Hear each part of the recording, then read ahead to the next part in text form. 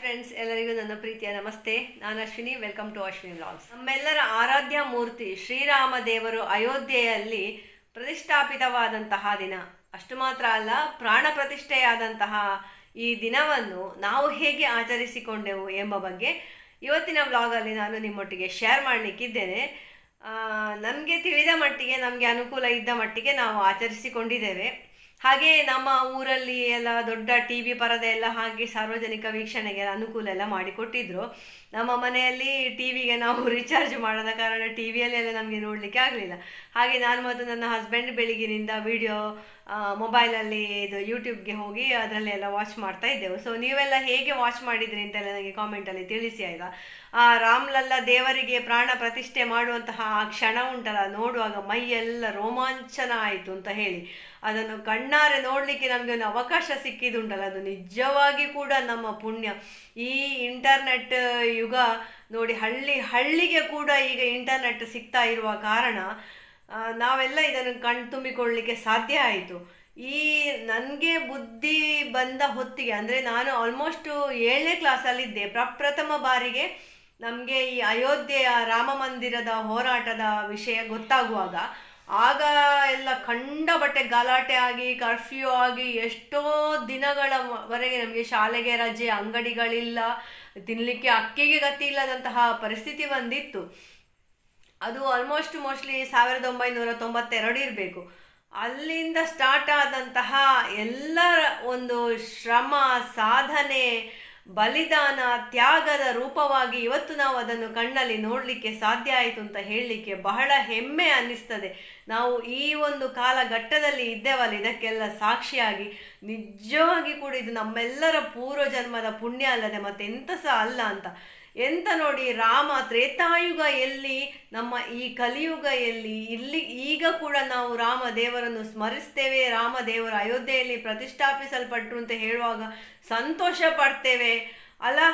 ಇದನ್ನು ಇನ್ನೊಂದು ಕಡೆಯಿಂದ ಇದೆಲ್ಲ ಸುಮ್ಮನೆ, ಇದೆಲ್ಲ ಮೂಢನಂಬಿಕೆ ಅಂತ ಹೇಳುವಂತಹ ಜನಗಳ ನಡುವೆ ಕೂಡ ನಾವು ಇಷ್ಟೊಂದು ಸಂಭ್ರಮಾಚರಣೆ, ನಮ್ಮ ಭಕ್ತಿಗಳನ್ನೆಲ್ಲ ಉಳಿಸಿಕೊಂಡು ಬೆಳೆಸಿಕೊಂಡು ನಾವು ಬಂದಿರಬೇಕಾದ್ರೆ ನಮ್ಮ ಸನಾತನ ಧರ್ಮದ ಪವರ್ ಎಂತ ಅಲ್ವಾ. ಸೊ ತುಂಬ ಖುಷಿ ಆಗ್ತಾ ಉಂಟು ಇವತ್ತಿನ ವಿಡಿಯೋ ನಿಮ್ಮ ಜೊತೆಗೆ ಶೇರ್ ಮಾಡಲಿಕ್ಕೆ, ನಮ್ಮ ಮನೆಯಲ್ಲಿ ನಾವು ಹೇಗೆ ಈ ದಿನವನ್ನು ಆಚರಿಸಿಕೊಂಡಿದ್ದೇವೆ ಅಂತ ಹೇಳಿ. So let us start.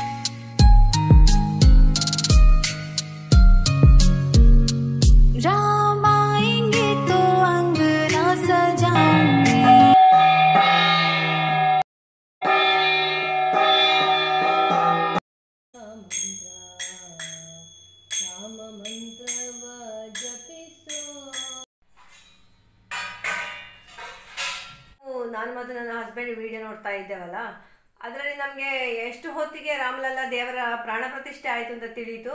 ಆ ಕೂಡಲೇ ನಾವು ನಮ್ಮ ದೇವರ ಕೋಣೆಗೆ ಬಂದು ಆ ದಿವಸ ನಮಗೆ ಕೊಟ್ಟಂತಹ ಮಂತ್ರಾಕ್ಷತೆ ಕಾಳನ್ನು ಇಟ್ಟು ಮತ್ತೊಮ್ಮೆ ಪೂಜೆ, ಬೆಳಿಗ್ಗೆ ಒಂದು ಸತಿ ನಾವು ಪೂಜೆ ಮಾಡಿದ್ದೆವು. ಆಮೇಲೆ ಮತ್ತೊಮ್ಮೆ ನಾವು ಪೂಜೆ ಎಲ್ಲ ಮಾಡಿ ದೇವರಿಗೆ ನಾನು ನೈವೇದ್ಯವಾಗಿ ಗೋಧಿ ಹಿಟ್ಟಿನ ಉಂಡೆ ಮಾಡಿದ್ದೆ. ಆಮೇಲೆ ನಮ್ಮಲ್ಲಿ ಗುಡಾನ ಅನ್ನೋದು ತುಂಬ ದೇವರಿಗೆ ಪ್ರಿಯವಾದಂತಹ ನೈವೇದ್ಯ ಅಂತ ಹೇಳ್ತಾರೆ. ಹಾಗಾಗಿ ಅದನ್ನು ನಾನು ಮಾಡಿದ್ದೆ. ಅಂದರೆ ಬೆಲ್ಲದ ಅನ್ನಕ್ಕೆ ಸ್ವಲ್ಪ ಡ್ರೈ ಫ್ರೂಟ್ಸ್ ಎಲ್ಲ ಹಾಕಿ ಅದನ್ನು ಮಾಡಿದ್ದೆ. ಮತ್ತು ಗೋಧಿ ಹುಡಿಯ ಉಂಡೆಯನ್ನು ಮಾಡಿದ್ದೆ ನಾನು. ಇದೆರಡನ್ನು ನೈವೇದ್ಯಕ್ಕಾಗಿ ಮಾಡಿದ್ದೆ. ಆಮೇಲೆ ನನಗೆ ತಿಳಿದ ಮಟ್ಟಿಗೆ ಸ್ವಲ್ಪ ರಂಗೋಲಿ ಎಲ್ಲ ಹಾಕಿ 5 ದೀಪಗಳನ್ನು ನಾನು ರಾಮದೇವರ ಪ್ರಾಣ ಪ್ರತಿಷ್ಠೆ ಆಗುವ ಮೊದಲೇ ಹಚ್ಚಿದ್ದೆ ನಮ್ಮ ಮನೆಯ ಹೊಸ್ತಿಲಿನ ಪಕ್ಕದಲ್ಲಿ. ನಂತರ ಪ್ರತಿಷ್ಠಾಪನೆ ಆದ ನಂತರ ನಾವು ಪೂಜೆ ಎಲ್ಲ ಮಾಡಿ ದೇವರಿಗೆ ನೈವೇದ್ಯ ಸಮರ್ಪಣೆ ಎಲ್ಲ ಮಾಡಿ ಅದರ ನಂತರ ನಾವು ಮಂತ್ರಾಕ್ಷತೆ ಪೂಜೆ ಎಲ್ಲ ಮಾಡಿದ್ರಲ್ಲ, ಪೂಜೆ ಮಾಡಿ ಆದಮೇಲೆ ಮಂತ್ರಾಕ್ಷತೆಯನ್ನು ನಮ್ಮ ತಲೆಗೆ ಎಲ್ಲರಿಗೆ ಸಹ ಹಾಕಿದ್ರು. ಮಂತ್ರಾಕ್ಷತೆ ಕಾಳನ್ನು ದೇವರ ಕೋಣೆಯಲ್ಲೇ ನಾವು ಉಳಿಸಿಕೊಂಡೆವು. ಅದರಲ್ಲಿ ಸ್ವಲ್ಪ ಮಾತ್ರವನ್ನು ತೆಗೆದು ಬೇಯುವ ಅನ್ನಕ್ಕೆ ನಾವು ಮಿಕ್ಸ್ ಮಾಡಿ ಆ ನೈವೇದ್ಯವನ್ನು ನಾವು ಸ್ವೀಕಾರ ಮಾಡಿದೆವು. ಹಾಗೆ ಸ್ವಲ್ಪ ಮಂತ್ರಾಕ್ಷತೆ ಕಾಳನ್ನು ನಾವು ದೇವರ ಮಂಟಪದಲ್ಲಿಯೇ ಹಾಗೆ ಕಟ್ಟಿ ಇಟ್ಟಿದ್ದೇವೆ. ಇದು ಮನೆಯಲ್ಲಿ ಇದ್ದರೆ ಯಾವಾಗಲೂ ಶುಭ, ಹನುಮಂತನ ಅನುಗ್ರಹ, ಹನುಮಂತ ಯಾವತ್ತೂ ನಮ್ಮನ್ನು ರಕ್ಷಣೆ ಮಾಡ್ತಾನೆ ಅಂತ ತುಂಬ ವಿಡಿಯೋದಲ್ಲಿ ನಾನು ಹೇಳೋದು ಕೇಳಿದೆ. ಹಾಗೆ ನಾವು ಹಾಗೆ ಅದನ್ನು ಜೋಪಾನವಾಗಿ ಇಟ್ಟುಕೊಂಡಿದ್ದೇವೆ.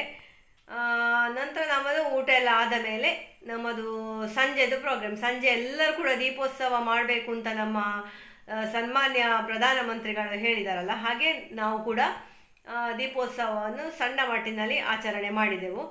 ಅದೂ ಅಲ್ಲದೆ ರಾಮನ ಜನನಕ್ಕೆ ಏನು ಕಾರಣ, ದಶರಥ ಕೌಸಲ್ಯೆಯ ಪುತ್ರನಾಗಿ ರಾಮದೇವರು ವಿಷ್ಣುದೇವರು ಭೂಲೋಕದಲ್ಲಿ ಮಾನವ ರೂಪದಲ್ಲಿ ಅವತಾರ ಎತ್ತಲಿಕ್ಕೆ ಅಷ್ಟು ಸುಲಭ ಏನು ಇರಲಿಲ್ಲ ನೋಡಿ. ಪುತ್ರ ಕಾಮೇಷ್ಟಿ ಯಾಗ ಮಾಡಬೇಕಾಯ್ತು. ಆ ಪುತ್ರ ಕಾಮೇಷ್ಟಿ ಯಾಗದಲ್ಲಿ ಯಜ್ಞ ಪುರುಷನೊಬ್ಬ ಬಂದು ಕ್ಷೀರಾನ್ನ ಪಾಯಸವನ್ನು ಇವರಿಗೆ ಕೊಟ್ಟದ್ದು. ಅಂದರೆ ಇದರಲ್ಲಿ ಗೋವಿನ ಮಹತ್ವ ಕೂಡ ಅಷ್ಟೇ ಇದೆ ಅಂತ ಹೇಳ್ತಾರೆ. ರಾಮದೇವರ ಜನನ ಈ ಭೂಮಿಯಲ್ಲಿ ದಶರಥ ಕೌಸಲ್ಯ ಮಗನಾಗಿ ಆಗಬೇಕಾದ್ರೆ ಅದಕ್ಕೆ ಗೋವಿನ ಪಾತ್ರ ಬಹಳ ಇದೆ ಅಂತ ಹೇಳ್ತಾರೆ. ಹಾಗಾಗಿ ನಾವು ಸಂಜೆ ಗೋಪೂಜೆ ಕೂಡ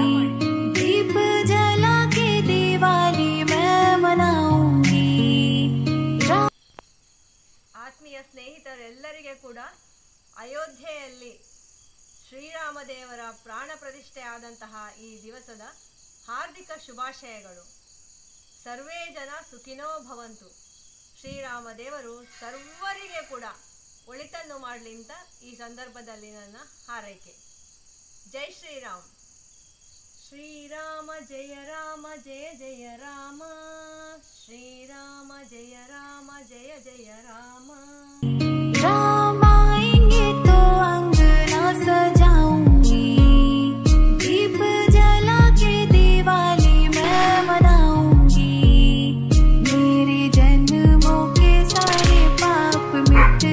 बंटी पोड़िगे पटाकी नो बंटी. राम राम रामेति रमे रामे मनोरमे, सहस्रनाम तत्तुल्यं रामनामावरानने.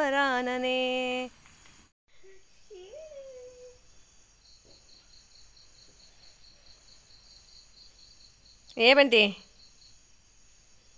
बंटी शेले, बंटी शेले, Bunty good boy, Bunty good boy.